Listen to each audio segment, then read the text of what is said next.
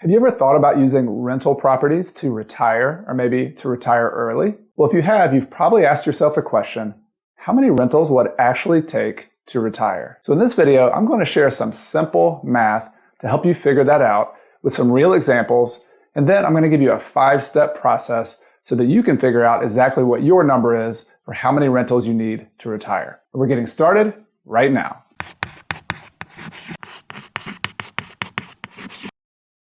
Hi, I'm Chad Carson. You can also call me Coach Carson. Welcome to another video. If this is your first time here and you want to learn more about real estate investing, achieving financial independence, and doing more of what matters, be sure to subscribe and click the bell to be notified so you won't miss anything. Today's topic is something that my family and I do know something about because when I was 37 years old, just a couple years ago, we retired early and took a trip for 17 months to live in Ecuador and lived off rental income. So this is something we've been building up to for the 17 years since I started investing in real estate. And I was also able to write the book, Retire Early with Real Estate, where I got to interview 24 other people who have used real estate to build financial independence and retire early. So I want to share with you what I've learned, and I'm going to pull out the whiteboard and do a little drawing for you to get started.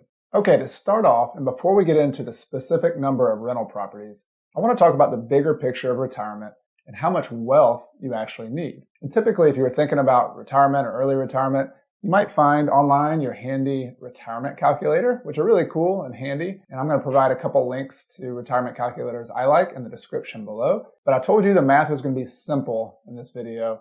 And so there are no retirement calculators needed in this example using real estate. And there's just 3 things that you're going to need to think about that go into this basic formula that I'm going to share with you to figure out how much wealth you need to retire early. And the first one is E, which is going to be the expenses in retirement. So your estimated amount of money you're going to spend personally to retire. The second is going to be R, which is basically just the cash return on your real estate. So this could be, I'll show you some examples, but this could be the cash on cash return you get, or it could be like the cap rate if you own your properties free and clear. But I'll talk a little bit more about that, but just know for now, this is if you invest some money in real estate, how much cash do you get back on a yearly basis as a percentage, as a ratio? That's what R is going to be. And then the third variable is W, which is wealth, or the amount of equity you have to invest in real estate. So I'm going to show you how each of those relate to each other in a real simple way so you can figure out kind of a rough number. This doesn't have to be exact, but a rough number on how much money, how much wealth you need to retire early. So the basic formula looks like this.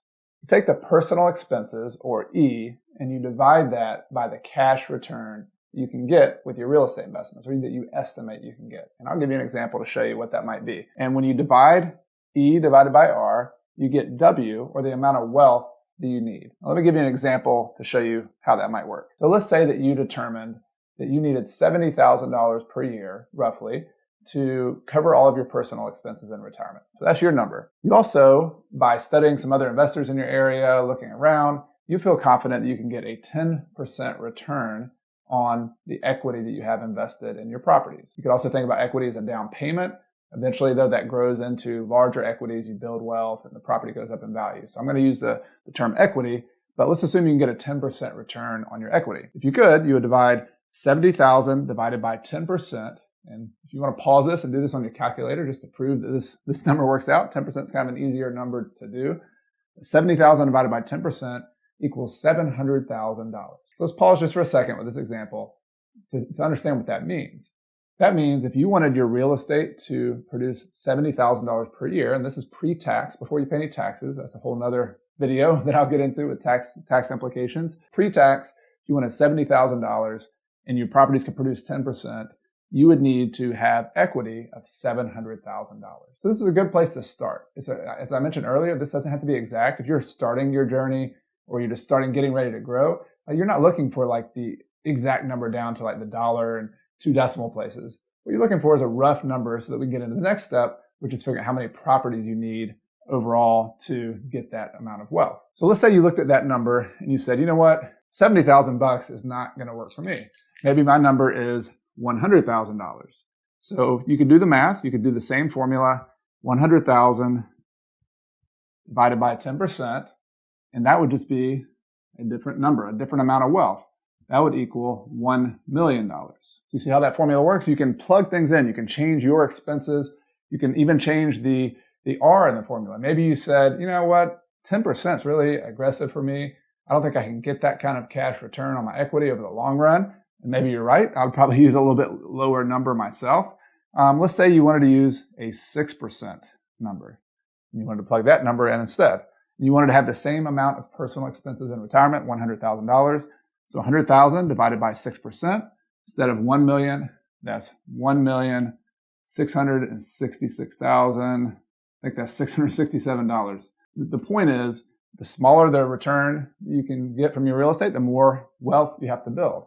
The more money you want to have in retirement, the more wealth you need to build. So those are the three variables. And if you're trying to figure out, this whole point of this video is figuring out how many rentals you need to retire, we want to start with this point just to understand the big picture of, hey, I've got $200,000 saved up in my overall wealth. If I need $1 million, all right, I kind of know where I need to go. I know what the gap is. And so that's the first step. Let's look at a few more examples of how this might apply to rental properties specifically and translate this to a little bit more real life real estate. Before I go any further, I want to ask you a question and take a pause for a second. If everything is making sense so far, everything I've explained is registering and you like it, let me know in the comments below. Say, hey, got it, coach. Sounds good, coach. Just let me know. Or if you have a question, if there's something I didn't clarify or you want me to go a little farther and explain a little bit more, leave a comment. I'd love to hear from you below and I'd be happy to respond to you as well. So let's move on. I told you to get to an example where we apply some of this to a real rental portfolio. So I'm going to give you two different examples, but this first one is going to be what's called a free and clear portfolio. Assume that, let's say you bought and eventually paid off the debt on 10 rental properties. So these could be single family houses.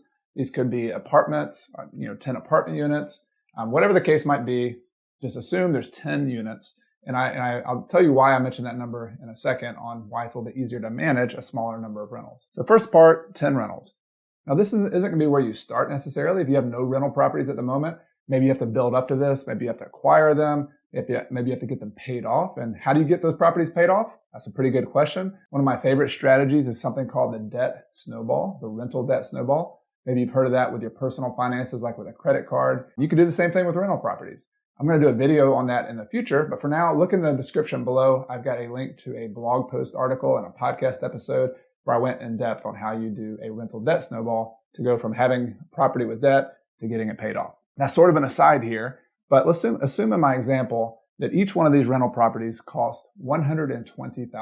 So $120,000 per property. And I know what some of you are thinking. If you're my friends in San Francisco or Seattle or Canada and Toronto or something, you're saying you couldn't find a shack or just a lot for $120,000. But I realize that there's numbers all over the place. The reality is that if you were in a higher price market, you might be able to buy fewer properties, but I have friends in Washington who have one property that produces as much income as 5 or 6 of my properties in South Carolina where I am. So the numbers are going to vary, but the principle is what I want you to play along with me for a second. So assume you had $120,000 per property, you had 10 rentals. So the total cost of that, 10 times 120,000, is the amount of wealth you have to invest to get those properties paid off, is $1.2 million. And I just got that by multiplying 10 times 120,000. With me so far? You have no debt on these properties, so the value of the properties are what you paid for them. We're going to assume those are the same in this scenario. What you paid for them and the amount of equity you have, which goes back to, remember our formula before? W, the amount of wealth you have to have. In this case, you have to have $1.2 million to get the amount of rental income we're going to talk about here in a second. So that is the W from the formula before. So let's go look at the income though on this property and what that actually does for you in retirement.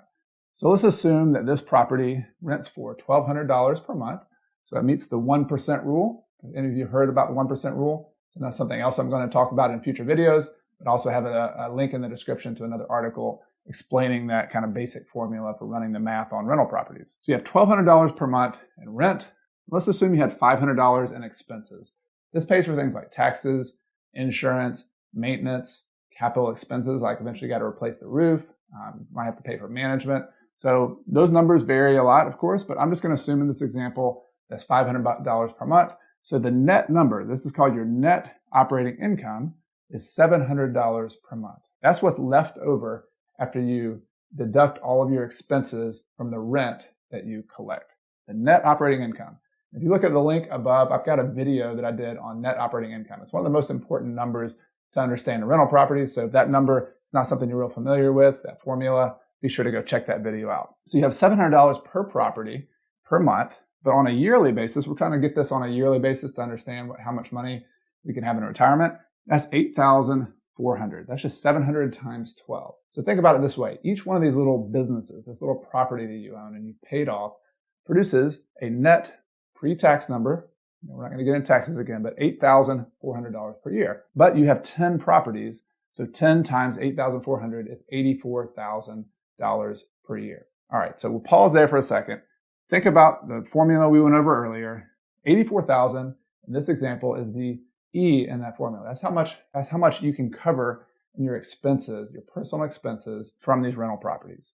So 84,000 divided by, 84,000 per year, and you had to have $1.2 million of wealth in order to do that. So I did the math ahead of time. You're welcome to pause and calculate, and if you want to calculate what that is. 84,000 divided by 1.2 million is a 7%.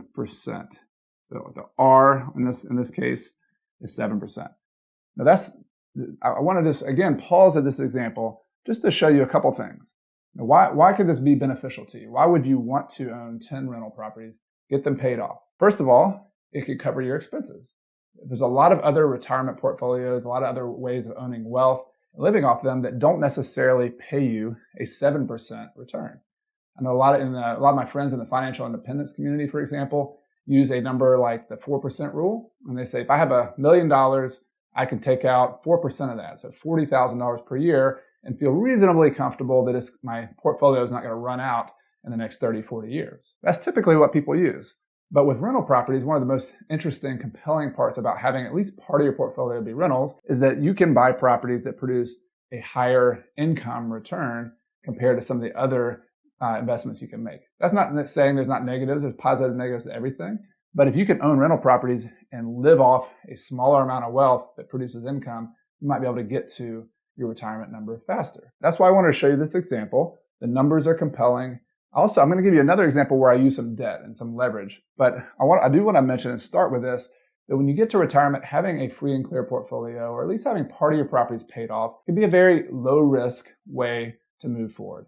Low risk in that you have a lot of different scenarios covered. So if you have massive deflation, let's say that all of a sudden your rental properties, we go in the Great Depression #2, for example, and who knows exactly what's going to happen in the future. I'm certainly not good at predicting that. But let's say the rents drop to $800 per month. Well, that's not going to be positive for you. You're going to have to live off of less money, but you're also not going to have a mortgage payment that's fixed, no matter what your rent is, that could basically drive you into bankruptcy and losing all your properties. So it covers you in some of those kind of big risky situations like a deflationary environment. If the properties go up in value, this goes up to $2 million, you still benefit from appreciation, from inflation in the overall market. And so you have a lot of flexibility. Final thing I'll say about this portfolio is very simple. 10 rental properties, if you don't own 10 rental properties, you might think, man, that's a lot of properties. I'm not sure I can manage that. I can tell you as someone who has 10 times more than that, if you get some systems together, if you hire property management in particular, that could be a very, very part-time job. So the big picture is you could have $84,000 per year coming in. You could be very part-time. I'm talking like 30 minutes per week, an hour per week, to do a little bit of bookkeeping and kind of make sure you talk to your property manager, and the rest of the time spend traveling, doing whatever else matters to you. So interesting scenario. Let me know in the comments below if this is something you would be interested in this scenario. And now let's move to another example. Okay, so let's look at another example. And I'm going to go through this a little faster because I think you sort of understand the overall picture and what I'm trying to share with you. Then I'll talk about some positives and negatives of this example of how many rentals you need to retire. So this is a leveraged portfolio. So in the last example, there was no debt. So it was a free and clear portfolio. And an example, there's going to be 28 units. And let's just assume you bought an apartment complex or an apartment building that had 28 units. And I want to keep the numbers very similar just to kind of prove a point here. But let's say the cost, just like the other example, is $120,000 per unit. And so if you have 28 units times 120,000, I'll do the math for you there. The total cost there is $3,360,000. And so you didn't have that much money. So you had to use some leverage to buy that. You had to use some debt to buy it. So you put $30,000 down per unit, or over 28 units, that's $840,000. So in the last example, we had to have 1.2 million. One of the benefits here you're already seeing is that for this example, we had $840,000. And maybe that's still too much for you. Maybe that's a really big number. You could divide this number out. You can divide it into a quarter. Maybe you're doing a lot less than this for now. Maybe you're growing into it. For now, assume that you had to get to $840,000. Then you also had to borrow some money. So you put $30,000 down. You got a $90,000 debt per unit, or over the entire complex, you had 2 million, just over 2 million, 2.5 million. So $2,520,000. So that gets you the property bought. But let's look at what the income looks like, because that's the whole point here. So just like in the other example, each unit rents for $1,200 per month. Also like the other example, there's $500 in expenses for taxes, insurance, maintenance, those types of things. And so your net operating income is $700 per month. But here's the difference. You have a mortgage payment, and I've run the numbers just to kind of get a regular mortgage payment on that. It would be, let's just say it was $450 per unit on the amount of money that has to go out of your pocket to pay the mortgage every month. So you get $700 coming in after paying other expenses, but then you have to pay $450. So you have $250 per month in cash flow per unit. But we have 28 units, so 250 times 28 is $7,000 per month, which is conveniently the same number we had in the other example, because we wanted to meet that same personal expense number. So $7,000 per month is also $84,000 per year. Step back for a moment and look at how we got to where we are. So we got $84,000 per year, which was our goal. That's our E in our formula we've been talking about. And you had to invest $840,000 to do that. That is the W. So maybe you started with a smaller amount, you grew to $840,000 and eventually got this property. And so what's the R? What's your return on that equity you had to invest in that? It's just a 10%. It's a 10% return. So it's a higher cash return, and which is very possible if you use some leverage and you buy the right properties. You can't just buy any property. You got to look around and get one that makes sense. But in the commercial world of buying multi-units, that would not be an unreasonable number. All right, so there's positives and negatives to everything. I'm not, so thinking that you have to do one or you have to do another, you have to pay your properties off or you have to use leverage. If you get in bigger pockets, some other forums I hang out in, then people argue about this all day long. But there's pluses and minuses to everything. And one of the pluses to this is that over time, you might build even more wealth. So as these properties, this is worth 3.36 million total. Maybe that goes up to 4 or 5 million. And because you're using leverage, your equity builds and grows faster and faster. So that 10% return isn't the only return you're getting. You might get a much higher return and your wealth grows, and maybe you can sell the property and buy another one and keep growing that wealth and that income to more than $84,000. So leverage allows you to grow even faster. It magnifies your returns. On the other hand, leverage also magnifies potential risk. So what if, like the other example, rents cratered and just really dropped, which hasn't happened in a long time, but it's happened in certain towns. Look at Detroit over the last 30, 40 years. Look at other areas where they had a big factory went out of business. It can happen. We don't always see it. It hasn't happened in a long time, but it could happen. So you have to think about that as a potential risk. And so if the property rents decreased, you have about $250 per month in cushion per unit, which is good. But what happens if those rents went down? You might be risking either not making any income or not being able to make your mortgage payments if it got bad enough. Some other risks are also having debt like this. Often you have to get a commercial debt. You have to refinance 5 to 7 years from now, and that's not always a guarantee either. If you had to refinance in 2008, 2009 during the middle of the Great Recession, it would have been very difficult. So those are some challenges. Those are some risks. You also have just the hassle of having more units and having to maintain them, although that could be countered a little bit with property management, with systems. If you have all your units in one location, it's a little bit easier to take care of. That's one reason multi-unit apartments are attractive. So overall, I wanted to give you 2 examples of how many rentals you might need to retire. There's all sorts of variations, of course, 10 units, 28 units, but hopefully both of those will demonstrate how this process works. So I've shared with you the formula to figure out how much wealth you need to retire without having to use a retirement calculator. And I've shared 2 examples that show you specifically how many rentals you might need in those examples to retire early as well. The last thing I want to share with you is a 5-step process that you can use and apply to figure out how many rentals you need to retire. And the first step is to just figure out how much you spend right now. So what's your personal budget for you or for your family? I have a friend, JD Roth, who has a website, Get Rich Slowly, and it's one of the first personal finance websites that I found, and it's really good. And he has an article that I'll link to in the show description. It talks about figuring out your personal expenses for retirement. One of the most important numbers, or the best number to go with, is whatever you're spending right now. I'm going to talk about in step 2 how that might change some, but if you don't know where you're starting from, if you don't know how much you're spending, it's kind of hard to project into the future. So I have a couple recommendations for that. Number 1, I have a free spreadsheet that you can get if you go get my real estate investing toolkit, which is linked below and in the description.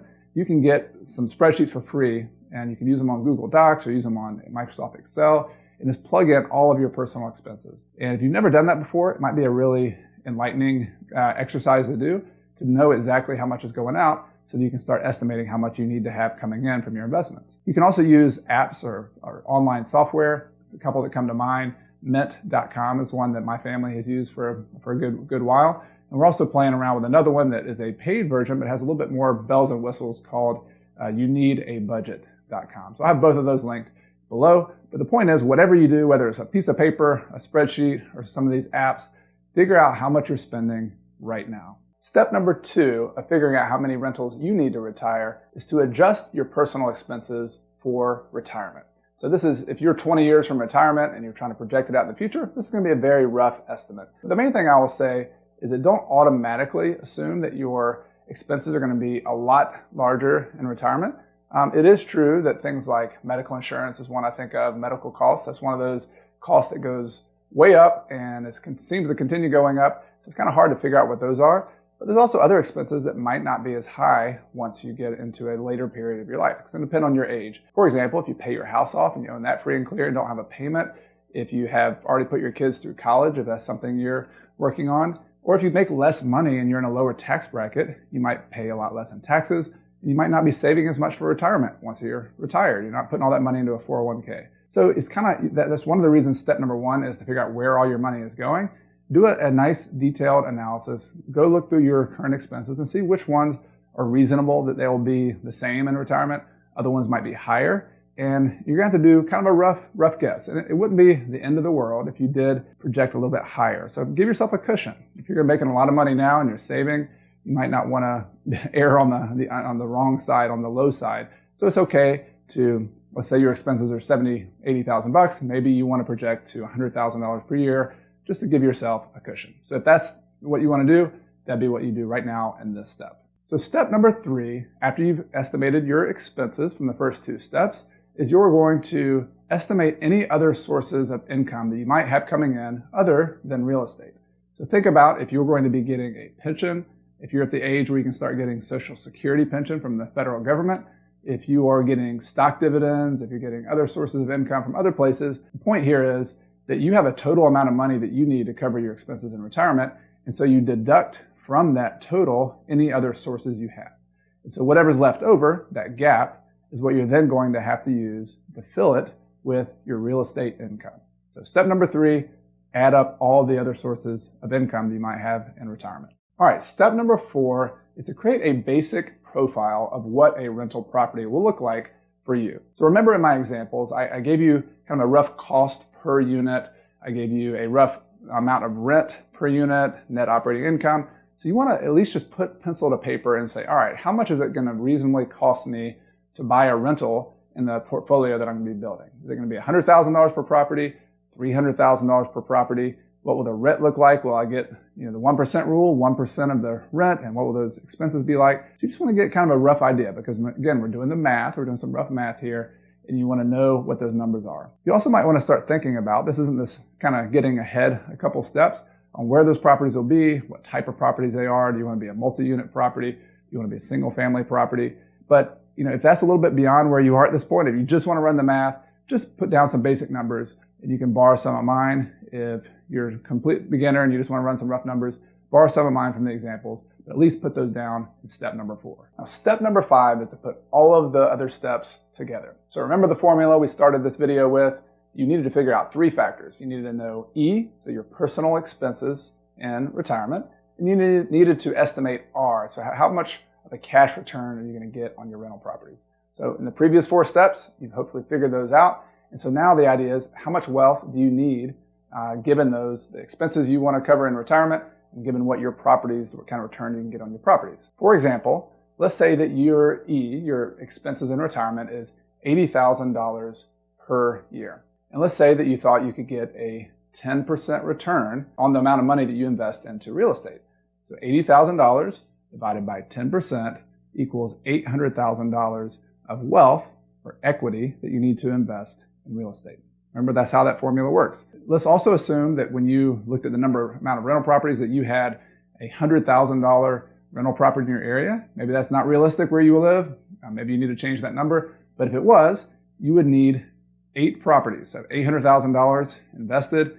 And if you own those free and clear, that's my assumption here, $800,000 divided by $100,000 per property means you'd have about 8 properties, which is the whole point here. We're just trying to figure out roughly how many properties you need to buy. So that's the basic process here. You can play around with it. You can use the formula. You can use these 5 steps. I hope they've been helpful for you.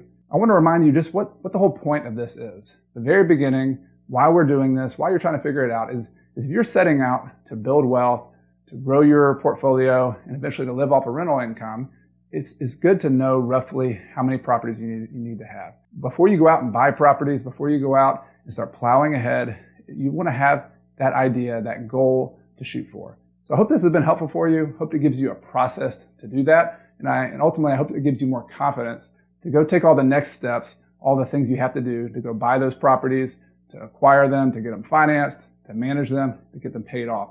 I'll have a lot of other videos coming in the future to cover all of those things. But for now, let's figure out how many rentals you need to retire, and let me know in the comments below how many you need in your particular situation. If you found this video helpful, please click the like button below. It lets me know and lets other people know that this is a useful video worth watching. I also have a lot more videos and ideas coming in the near future. I'm going to start publishing more regularly.